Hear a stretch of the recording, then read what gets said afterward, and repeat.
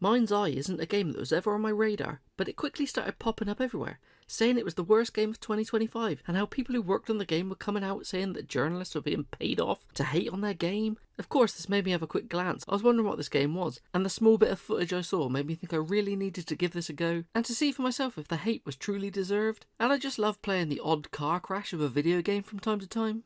That's normal, isn't it? I will say, how this passed me by when it was being made by one of the leads of GTA 5 and it was being touted as the next big thing, I'll never know. But with it being a new game, I didn't want to be going out paying full price though, as if it was as bad as people were saying, I didn't want to be flushing my money down the toilet really. So I waited for it to pop up on the second hand site Vinted for something like £20 and I just snapped it up. When I say waited, that's a bit of a stretch. It actually popped up a couple of days after I decided I wanted to give it a go. Make of that what you will. Also, since buying this, it's actually been included in a few sales on places like the Game Collection brand new for £20. It's scary how much a few bad reviews can tank the price of a new game. Now that I had the game though, I just wanted to go in blind. All my prior knowledge was that it played in third person and it had a bit of a sci-fi nature.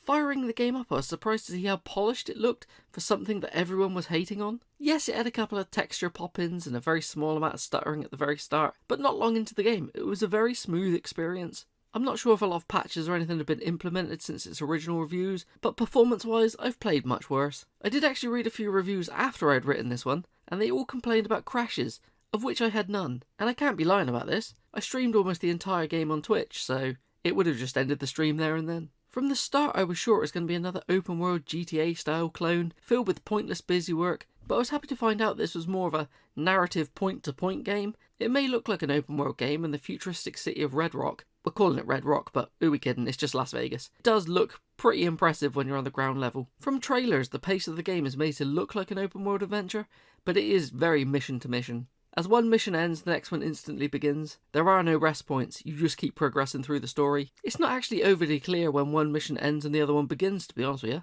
But I like this approach, as it wasn't just waiting around for specific times of day, or having to go and do a few side missions to open up the next story mission. I have to mention that quite a lot of the game is broken up with these long driving sections, where your characters just chat to move the story on, and this can drag on a little, especially later on in the game when you're just flying from one objective to the next. But while it's car based, I was enjoying it, as I'm a big fan of racing games, and I found the controls and physics of the cars to actually be pretty good. They aren't simulation controls, but they also aren't fully arcadey.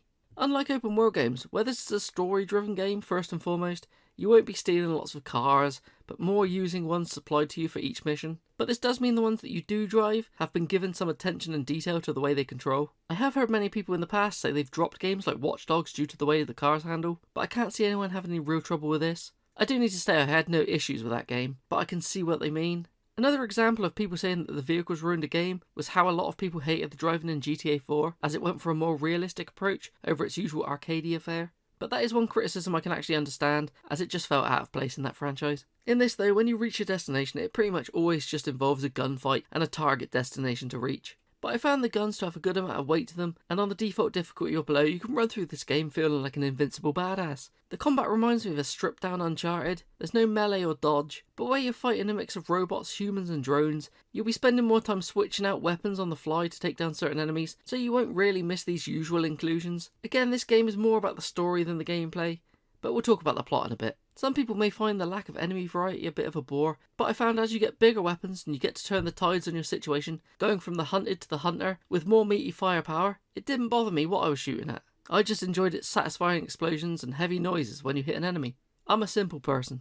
Saying that though, at first I didn't really enjoy fighting the robots as they just felt like bullet sponges, but you soon learn their weak spots, and from there on out you'll be strategically shooting points to down them or take them out swiftly. You're also joined by a small robot drone companion, who I thought at first was just going to be a bit of a gimmick, but towards the end of the game, he gets rather powerful, and you can use it to rain down grenades or outright electrocute people to death. You could make it easily through the whole game without using it in combat, but the aerial view of seeing large swarms of robots explode was just fun. There are only two main sections gameplay-wise where it really gets switched up. One is for breaking into a prison, and it becomes a very simple but rather tedious stealth section, and the other is using a tiny drone to infiltrate an apartment again in a stealthy manner. This drone mission also has a trophy tied to it though, which involves getting in without taking any damage, which thankfully is very easy when you know what to do. Don't worry, we'll be talking about the trophies in a bit, but at first let's talk about the story. While the game's plot is interesting, I found it hard to follow at times. Basically, it boils down to you're an ex-military guy with amnesia and a weird implant in your neck. which was installed by a bit of a shady company. So you want to investigate the Silver Corporation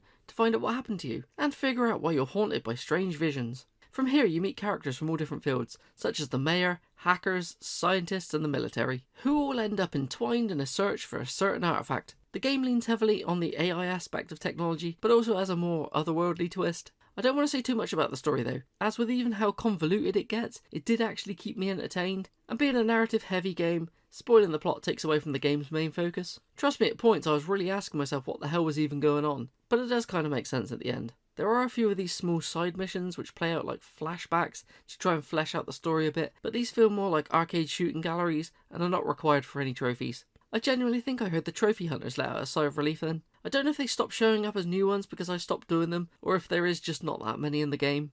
Talking of trophies though, this is one for the trophy hunters out there. Almost all of the trophies will unlock through natural progression. The ones I would say to watch out for are killing 50 enemies after you've stunned them with your drone, and sneaking through the air ducts with your mini drone without taking any damage, but nothing is truly missable as there is a mission replay mode. The whole game can also be played on any difficulty. I played on medium and felt indestructible by the end, but can imagine on easy it being even more of a power fantasy. I will also like to mention that the game contains a way to create user-generated content and is apparently going to be updated by the developers from time to time with extra stuff, but none of this is overly relevant to the game as a story experience, even though this was apparently one of the biggest selling points of the game, as the company were developing some kind of new online experiences where people could make anything. And it has been said that this game was created in the same editor, but I don't know if that's true or not. Anyway, there's also a free roam mode which you can unlock, but it's more just a drive around and see how impressive the world they built is, as it's pretty empty with no extra content. It might not be the largest area to explore, but when you get into the heart of the city it does feel dense and lived in. This mode may have been originally tied to the Everywhere Online experience Builder Rocket Boy were working on. I don't know. But if we're looking at this game as just a single product, we need to forget about the claims of some new interconnected online environment, as this isn't what they shipped. Even after all that, this game for me is a textbook example of why you shouldn't be listening to mainstream reviewers or anyone who has a skin in the race when it comes to making a bit of money from what they're saying. Controversy sells, negativity sells.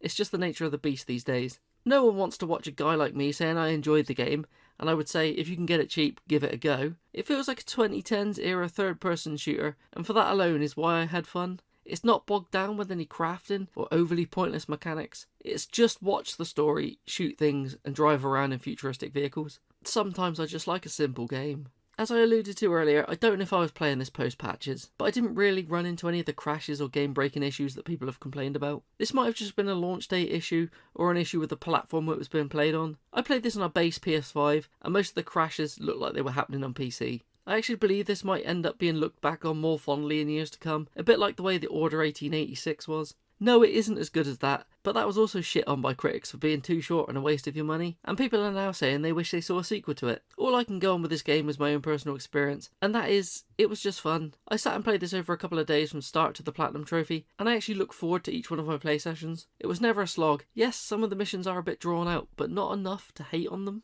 Again, at the end of the day, don't listen to reviewers for these types of games. I do understand the irony of me saying don't listen to somebody reviewing it, as I'm hashing together some kind of review for this game, but I'm not being paid to give my opinion. I'm just a fat nerd who plays a hell of a lot of video games. If you want a scoring system, I'd give it a solid 7 out of 10, which back when I was reading gaming magazines as a kid, was a score that meant the game was still good. Nothing groundbreaking, but worth your time. Anyway, that's enough of me talking about a game that's been written off by the gaming masses. Let me know if you've played this, and what you thought about it in the comments, as I'm genuinely interested. Do you think this game deserves the averages of around 3 out of 10 it was given by critics, or the even lower scores it was given by the users of Metacritic, which was around 2.5 out of 10? Do you agree with me it was just a bit of dumb fun, or am I way off the mark? I am more than happy to hear about why I'm wrong with this. Anyway, with that, I'm going to bugger off. Have fun, people.